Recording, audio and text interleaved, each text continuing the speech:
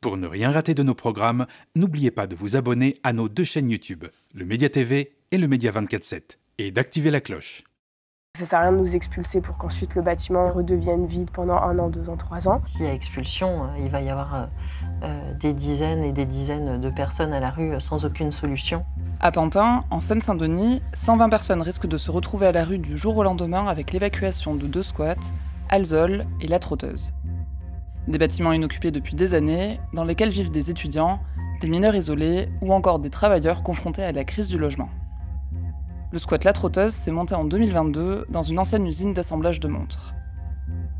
À la base, on était 10 à peu près, on était plusieurs à avoir des galères de logement. Et en fait, on trouvait ça un peu inadmissible qu'il y ait tant de personnes qui soient en galère de logement, mais qu'en même temps, il y ait plein de bâtiments qui soient vides en Île-de-France. En fait, le problème, c'est quand même qu'il y a beaucoup de propriétaires qui possèdent des grands bâtiments de bureaux partout en Île-de-France, qui en fait les laissent vides pendant des années pour pouvoir les revendre plus tard, plus cher, et du coup faire plus de profit. Et en fait, en attendant, juste ça reste vide, quoi. Alors que ça pourrait être habité, ça pourrait servir de lieu de solidarité pour les gens du quartier. Mais non, c'est juste possédé par des propriétaires qui veulent se faire de la thune. Par exemple, ce bâtiment-là, il était vide depuis 2018. Le propriétaire, il a mené des procédures pour nous expulser. Comme parmi les habitants, il y a vraiment, la plupart des habitants, en fait, c'est des personnes qui sont en galère, qui n'ont pas d'autre solution de logement. Du coup, les juges, ils nous ont donné des délais pour pouvoir avoir le temps de trouver des solutions de relogement. Ça a marché pour quelques personnes, mais de fait, il y a toute une partie des habitants qui n'ont toujours pas trouvé de solution de relogement. Et donc, du coup, pour qui La Trotteuse, c'est toujours leur lieu d'habitation. Il y a une famille avec des enfants, il y a, je pense, une dizaine de mineurs non accompagnés. Il y a aussi des hommes seuls, avec des papiers, sans papier, qui travaillent pas. Mais en fait, comme il n'y a pas beaucoup de il y a une crise du logement aujourd'hui en France, et en fait, c'est beaucoup de gens qui, même s'ils travaillent, et juste c'est super galère d'avoir un logement, quoi. 60 personnes vivent aujourd'hui à La Trotteuse, et la plupart d'entre elles n'ont aucune autre possibilité de logement. Je me suis retrouvé un moment sans appartement et je connaissais déjà ce lieu, j'ai demandé si je pouvais rentrer. Et il y avait une place dans une chambre de dispo, donc je me suis retrouvé à vivre ici. C'était plus censé être temporaire, le temps de retrouver un autre appartement à ce moment-là. Et au final, je suis resté jusqu'à maintenant. La plupart des gens ici ne sont pas militants politiques, ils ne sont pas venus ici parce que ils avaient envie de vivre à 50 pour 2 salles de bain et 2 cuisines. Enfin, ça reste des conditions de vie quand même vraiment précaires de vivre en squat. C'est pas un plaisir et c'est pas... Les gens qui sont ici, la plupart, ils ont, oui, pas le choix d'être là. Je suis une personne trans, je viens ici en France, ça fait 3 ans. Je suis en situation régulière. Je fais de la préparation de commandes dans une société en fait, privée. L'État n'a pas trouvé une solution jusqu'à aujourd'hui. Malgré tout, malgré que j'ai mes papiers, malgré que je travaille, malgré tout. Ici, on ne vit pas en survie. On survit ici parce que c'est très difficile. On ne dort pas bien. Je me suis endormi vers 3 heures déjà parce qu'il y avait trop de bruit. Du coup, je ne me suis pas réveillé tôt. Je devrais me réveiller à 7 h ou à 8 h, mais je n'ai pas arrivé. Du coup, là, je suis arrêté pour partir à l'école. Je ne sais pas comment je vais expliquer ça. C'est grave. C'est mieux que la rue quand même.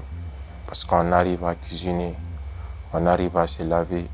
Un peu plus loin, à Pantin, le squat Alzol héberge des demandeurs d'asile et réfugiés soudanais, érythréens, éthiopiens et tchadiens, qui pour la plupart ont un travail.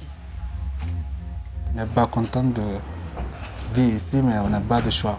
On est venu en France depuis longtemps, on est habité presque 3 ans.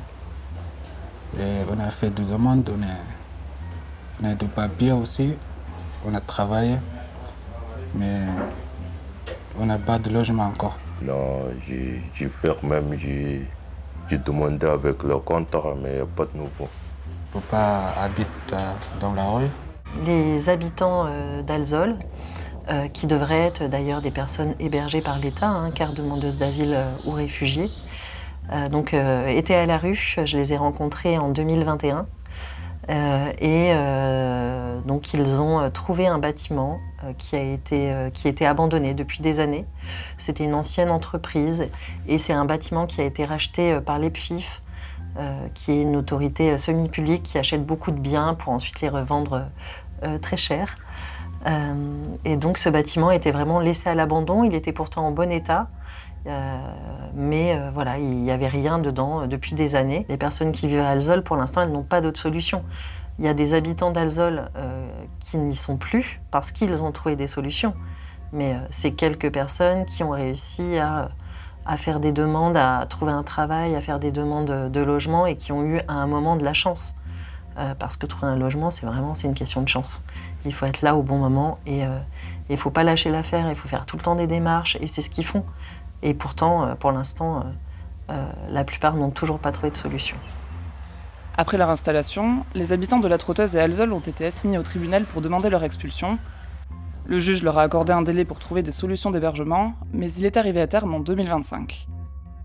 Le squat La Trotteuse est expulsable depuis le 1er avril, Alzol le sera à partir du 29 juin, alors qu'il n'y a pas d'autre projet derrière. Celui qui décide, c'est le préfet. Bien évidemment, le préfet il ne décide pas comme ça au hasard, et il est saisi par les propriétaires en règle générale. En l'occurrence, c'est un propriétaire privé sur La Trotteuse, c'est l'établissement public foncier d'Île-de-France, rattaché au conseil régional d'Île-de-France sur Alzol, qui vont saisir le préfet pour lui demander l'autorisation d'expulser les occupants. Ça s'appelle le recours à la force publique. Ces deux propriétaires l'ont fait et l'ont obtenu de la part du préfet. L'objectif pour nous, c'est d'une part de retarder l'échéance le plus tard possible, en tout cas de ne rien faire tant que le projet prévu sur ces parcelles commence à avoir le début de commencement d'une réalisation. La deuxième chose, c'est d'accompagner socialement l'ensemble des occupants pour vérifier où ils en sont de leurs droits, pour essayer de les accompagner dans les démarches pour les ouvrir. C'est un travail lent, patient, parce que le travail social, ça demande du temps. Et la particularité, c'est un travail lent, patient, qui se fait dans une situation d'extrême urgence, puisqu'on a une épée de Damoclès au-dessus de la tête. La deuxième chose que nous faisons, c'est la relation institutionnelle, c'est-à-dire qu'en fait, on a pris le parti de rester en relation avec les services de l'État dans une posture qui n'est pas forcément une posture frontale, mais dont l'objectif est d'essayer de ramener tout le monde à la raison sur ce que vous disiez tout à l'heure, c'est-à-dire c'est quand même complètement anormal qu'on expulse des gens d'un lieu qu'ils occupent alors même qu'on n'a personne à mettre à leur place dans un premier temps, et que du coup, tout le monde a dépensé une fortune pour pouvoir sécuriser des locaux et leur permettre de rester vides, ce qui est complètement ubuesque. Depuis quelques années, la question des squats est au cœur des politiques publiques. Et la répression s'est amplifiée avec le vote de la loi Kasbarian-Berger le 27 juillet 2023. La loi Kasbarian, elle institue à la fois l'expulsion administrative sans décision de justice de locaux inoccupés, de locaux vacants, et d'une part, et d'autre part, éventuellement des poursuites pénales pour ceux qui s'installent ou qui vivent dans des logements inoccupés, après, évidemment, la mise en œuvre de la loi. C'est de plus en plus difficile d'occuper des locaux vacants. On s'expose à une expulsion sur simple décision du préfet, au bout de quelques jours, ou bien à des poursuites pénales, voire les deux. Le squat, bon, pour certains, ok, ça peut être un mode de vie, tout ça, mais c'est marginal. L'essentiel, ce qu'on a pu voir, c'est des squats de solidarité, c'est-à-dire des locaux qui sont ouverts pour abriter des personnes sans abri. Et cette loi Kasbarian est d'une grande cruauté.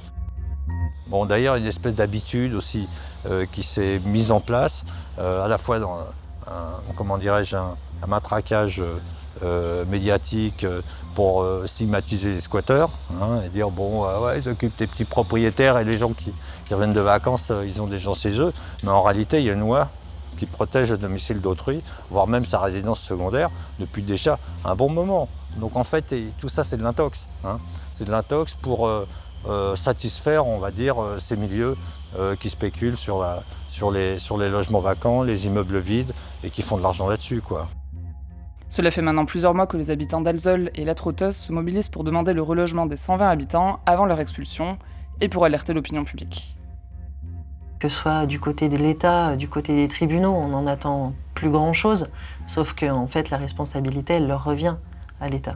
Donc il faut se mobiliser, en fait, pour que ce système du logement, il change, et pour que les personnes puissent avoir un hébergement inconditionnel comme c'est prévu dans les lois, notamment nationales, mais aussi européennes.